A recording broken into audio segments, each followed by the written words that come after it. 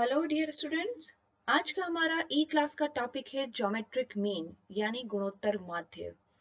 देखिए, गुणोत्तर माध्य होता क्या है, गुणोत्तर माध्य के कंसेप्ट क्या है, उसकी डेफिनेशन क्या है, उसकी एप्लीकेशन यानी उसका यूज क्या है, और उसे एग्जाम्पल के थ्रू यदि हम समझना चाहें तो किस तरह से हम बात करेंगे, इन सभी बातों पर आज हम अपने इस वीडियो में दिखाने वाले हैं। तो हमारे इस वीडियो को लास्ट तक जरूर देखिएगा गाइस। तो स्वागत है आपका डॉक्टर विनीता अरोड़ा की क्लास में, और चलते हैं आज के टॉपिक के साथ जो कि है गुणोत्तर माध्य। देखिए, सबसे पहले हमारे मन में ये सवाल उठता है कि गुणोत्तर माध्य है क्या, क्या होता है ज्योमेट्रिक मीन। तो इस पर बात करते हैं। देखिए, ज्योमेट्रिक मीन के सिंपल डेफिनेशन के वे में लिया जाए, in English, geometric mean is the nth root of the product of the n quantities of a series. Now Hindi में देखें, गुणोत्तर माध्य किसी श्रेणी के सभी पदों के गुणनफल का वह मूल है जितनी की उसमें संख्याएं हैं। Don't get confuse guys. यहाँ पर मैं आपको थोड़ा वर्ड टू वर्ड एक्सप्लेन करती हूँ, तब आपको थोड़ा इजी होगा। देखिए, गुणोत्तर माध्य होता क्या है।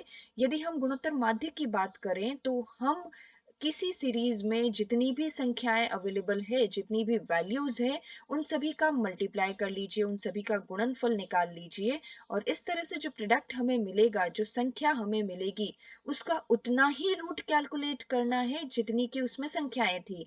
मान लीजिए, यदि मेरे पास दो संख्याएं हैं तो मैंने उन दोनों संख्याओं का गुणा कर लिया और उसका स्क्वायर रूट निकाल लिया। यदि मेरे पास पांच संख्याएं हैं तो उन पांचों ही संख्याओं का मैंने गुणा कर लिया और उनका फिफ्थ रूट कैलकुलेट कर लिया। तो गाइस ध्यान दीजिए, दो स्टेप्स हैं। जितनी भी संख्याएं हैं उनका गुणा कर लीजिए, और इस तरह से जो गुणनफल हमें मिलता है, जो प्रोडक्ट हमें मिलता है, उसका nth रूट निकाल दीजिए। nth रूट का मतलब जितनी की उसमें संख्याएं हैं। So finally guys, I think ये समझ में आ गया होगा कि geometric mean is the nth root of the product of the n quantities of a series, यानी किसी श्रेणी में जितनी भी संख्याएं उपलब्ध है उनके गुणनफल का वह मूल है जितनी की उसमें संख्याएं हैं।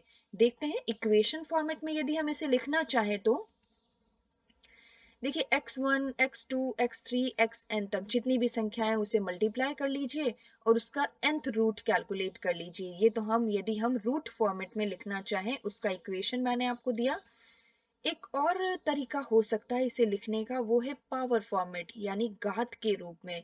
घात के रूप में भी आप गुणोत्तर माध्य को सॉल्व कर सकते हैं गाइस। तो घात के रूप में यदि हम देखना चाहें तो किस तरह से इक्वेशन बनेगी, देखिए, x1 multiply by x2 multiply by x3 multiply by x4 and so on, and power होगी आपकी 1 डिवाइडेड बाय n, यानी 1/n। n से मतलब जितनी की उसमें संख्याएं हैं। यदि 5 संख्याएं हैं तो 1/5 उसकी घात हो गई। यदि 7 संख्याएं हैं तो 1/7 उसकी पावर या घात हो गई। तो ध्यान दीजिएगा गाइस इसके थियोरेटिकल कंसेप्ट को भी, और साथ ही यदि इक्वेशन फॉर्मेट में हम इसे लिखना है तो किस तरह से बात की जाएगी, क्योंकि जब हम इसके न्यूमेरिकल सॉल्व करेंगे तो आपको इन्हीं इक्वेशन फॉर्मेट की रिक्वायरमेंट होगी। तो आगे चलते हैं गाइस। कुछ एग्जाम्पल के साथ मैं इसे और क्लियर कर देती हूँ।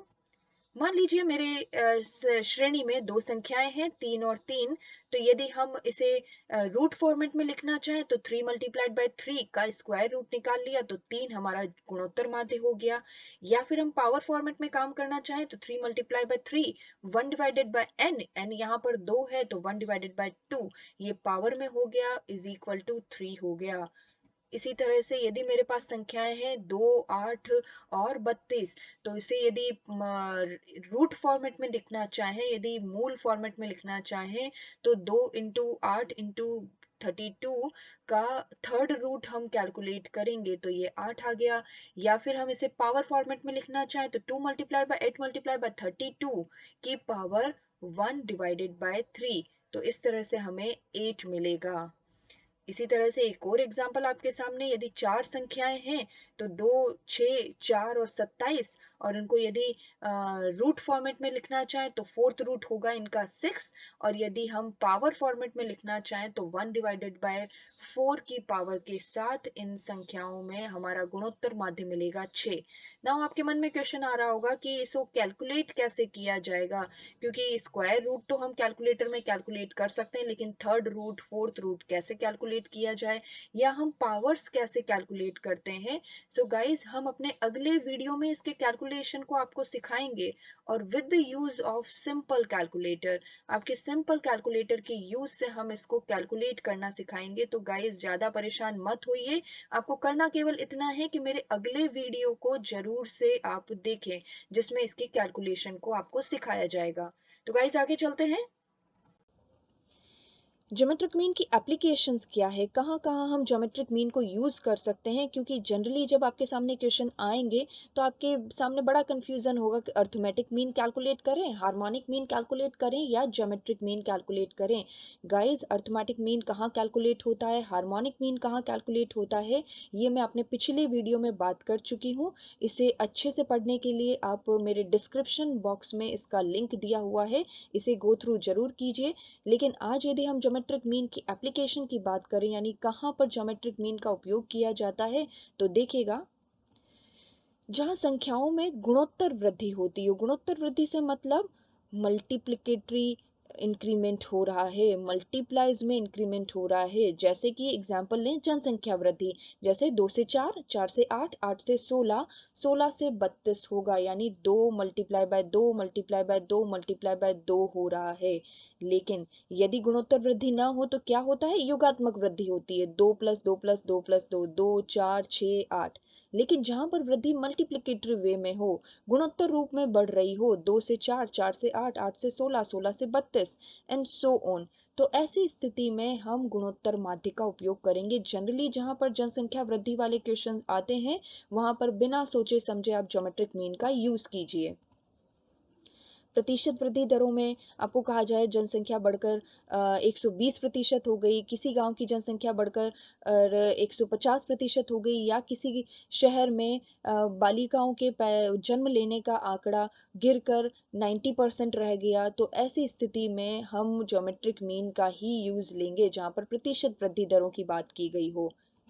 साथ ही यदि अनुपातों का औसत निकालना हो, देखिए गाइस, यदि मैं कहती हूँ कि मेरी कंपनी के इस साल दुगने प्रॉफिट हुए हैं, अगले साल 4 गुने प्रॉफिट हुए हैं, और उसके अगले साल 5 गुना प्रॉफिट हुआ है, तो ऐसी स्थिति में इन सभी का यदि मुझे एवरेज निकालना हो, यदि हमारे पास रेशनल डेटा अवेलेबल हो, रेशो में डेटा अवेलेबल हो, और उनका एवरेज कैलकुलेट करना हो, तो भी आप ज्योमेट्रिक मीन ही यूज में लेंगे।